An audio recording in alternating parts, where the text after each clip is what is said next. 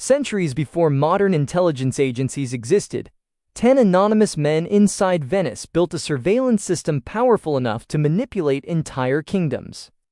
Imagine a city where your own neighbor is a paid informant, where your mail is read by invisible hands and a secret vote by 10 masked men can make you vanish from the earth by sunrise. Welcome to 14th century Venice. Greetings, time travelers. We begin by peeling back a gold leaf of the Renaissance to reveal a terrifying truth. You see, the most beautiful city in Europe was actually the world's first surveillance state. Behind the masks of the Carnival lay the piercing eyes of the Council of Ten. Who were these men, right? And how did they manage to hold an entire empire in a state of perpetual silent fear? The answer lies in a darkness the history books, well, they often ignore. To the outside world, Venice was the Serenissima, the most serene republic.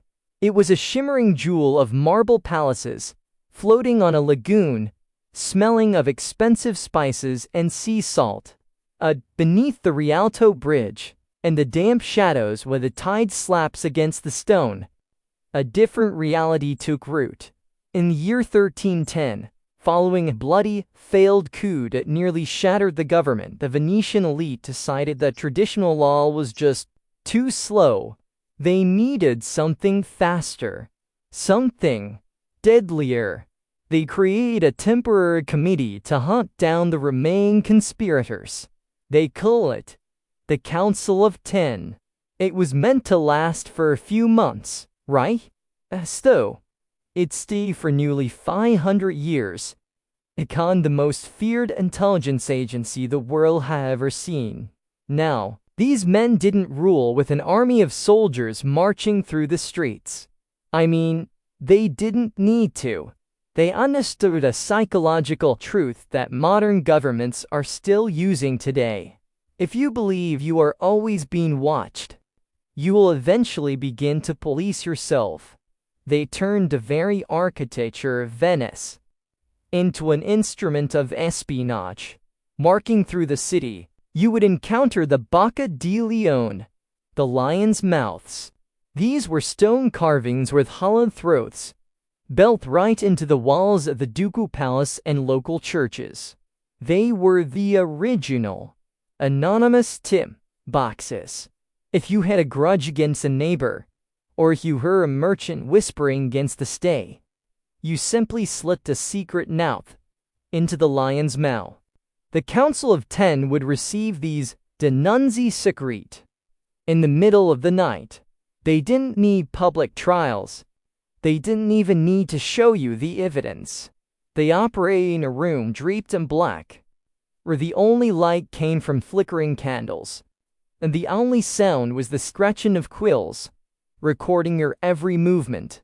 They were intercepting mail, employing a network of invisible informants, and keeping a massive handwritten database on every single person of influence.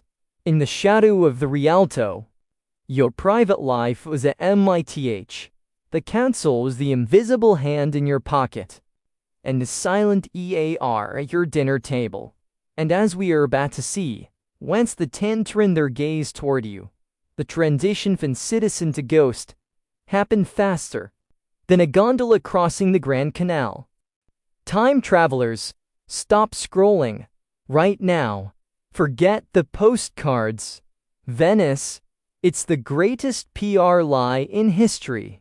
You see the most serene republic. I see a cold-blooded police state that would make the KGB blush. How did they do it? Well, you see, it all started with a mistake and a heavy stone pot. June 14th, 1310. Torrential rain. Thunder masking the sound of hundreds of boots. A nobleman named Tiepolo is about to wipe the elite off the mat. It's the perfect coup. Until crock. An old one drops a stone mortar from her window. It hits the rebel leader's standard bearer square in the head. Panic. Retreat. Total failure. But the ruling class? They didn't just breathe a sigh of relief. No, they got paranoid. They created a temporary committee. 10 men. One job. Hunt the rebels. The contract? Exactly 10 days. That's it. But you know how these things go. 10 days became 2 months. 2 months became 5 years. And by the time the people looked up, the Council of 10 was permanent. They had 5 centuries of absolute shadow-dwelling power. But here's the real kicker: how do 10 men control a global empire without an army on every corner? Simple. They didn't need soldiers. They used to. They turned every Venetian into a spy using a terrifying psychological trap called the lion's mouths. And if you think your privacy is safe today, I mean, just wait until you see how they handle whispers back in 1310. Hello, time travelers. You think this is just a cool statue? Well, you're dead wrong. In 16th century Venice, this marble lion wasn't art, it was a weapon of mass destruction. One scrap of paper, one name, one slip into these stone jaws. Your life was over. Welcome to the Botch de Leon, the world's first anonymous hit list. No trial, no evidence. Just a citywide culture of betrayal where the Council of 10 let your own neighbor do their dirty work. Once that letter hit the bottom, the clock started ticking. And nobody could stop it. Here's the thing, gossip wasn't enough for the council. They wanted total data dominance. Deep inside the palace, they built a proto-NSA, the Cipher Bureau. This wasn't just math. It was state-sponsored hacking 400 years before the internet, right? They intercepted every letter. They broke every code. They cataloged the private sins of the elite until they knew your secrets better than you did.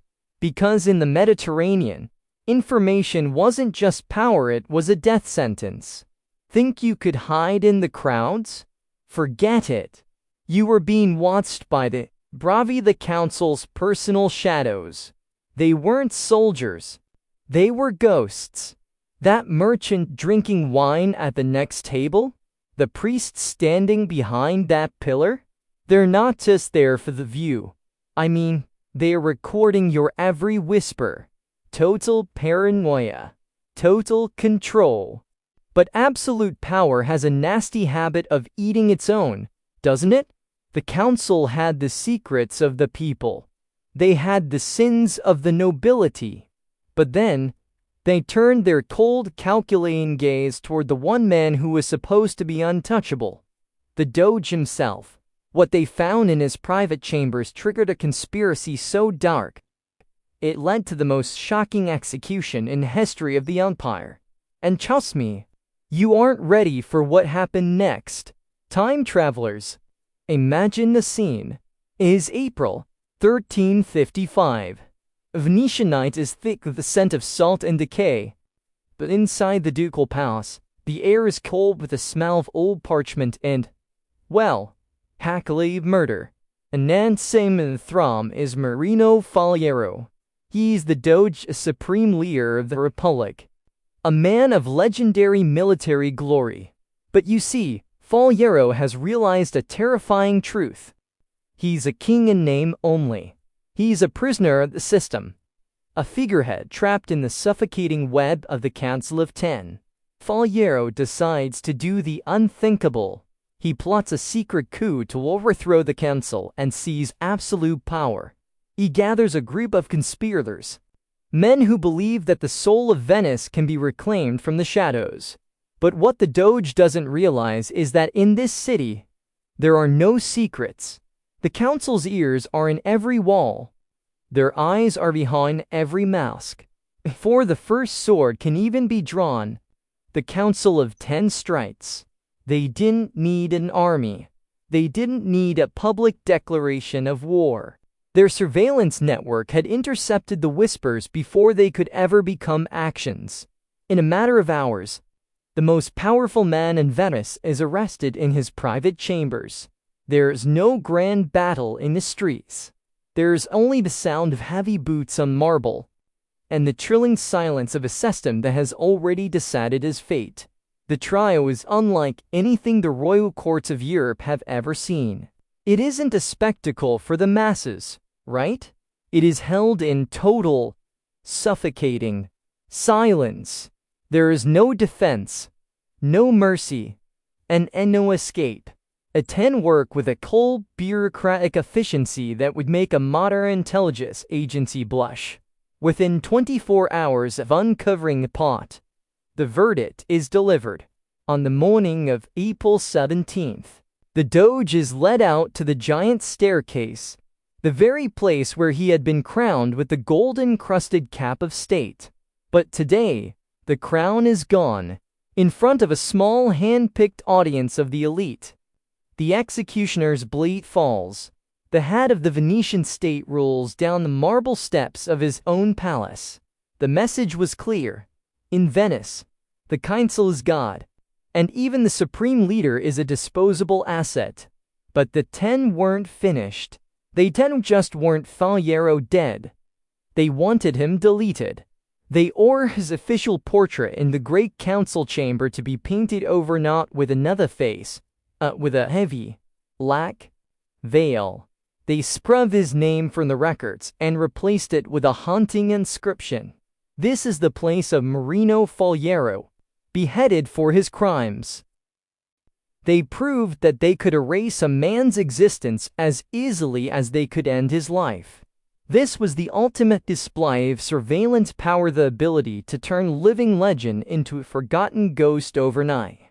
But as the council solidified its grip on the throat of the Republic, they realized that controlling the past is only the beginning. To truly rule, they needed to control the minds of every man, woman, and child in the Mediterranean. And their next weapon wasn't a sword or a noose. It was something far more subtle and far more dangerous. Because the 10 were about to invent a way to read your thoughts before you even spoke them. By the time the Council of 10 reached the absolute peak of its power, the city of Venice was no longer just a marvel of engineering. It was a psychological trap. You see, they had realized a fundamental truth that every modern government now holds sacred. You don't actually need a soldier on every corner. If you can plant a spy in every single mind, through the use of the Bocce di Leone, those chilling stone lions' mouths carved right into the walls of the city, they turned the entire population into a massive, freelance intelligence network. Anyone, and I mean anyone, could drop an anonymous slip of paper into those stone jaws. A neighbor, a business rival, maybe even a member of your own family. The council didn't just collect information, They weaponized a terrifying efficiency. They were actually the first to master the art of the intercept, opening private letters and receiving them with such precision that the victims never knew the secrets had been harvested. They created the world's first true black sites, where the accused would just vanish behind the thick walls of the Piombi prison, never to be heard from again. It was a system of total information awareness. Hundreds of years before the first computer was even a dream. So, time travelers, the next time you worry about your digital footprint, remember this. The eyes of the council never truly closed. They simply traded their stone lion mouths for silicon chips. The methods of the 10 they announced reporting, the intercepted communications, the state-sponsored disappearances. These are the hidden foundation of our modern world, right? Venice wasn't just an empire of spice and silk. It is the blueprint for the modern intelligence agency. We think we live in a new age of transparency. But we are actually just walking through a digital version of those same old Venetian corridors. The shadows haven't gone away, they've just become more sophisticated. As you walk the streets of your own city today, ask yourself, who is watching you from the shadows? Is it a ghost of the council? Or something even more pervasive? Stay curious, subscribe to unmask more history, and keep watching the shadows. Until next time, time travelers.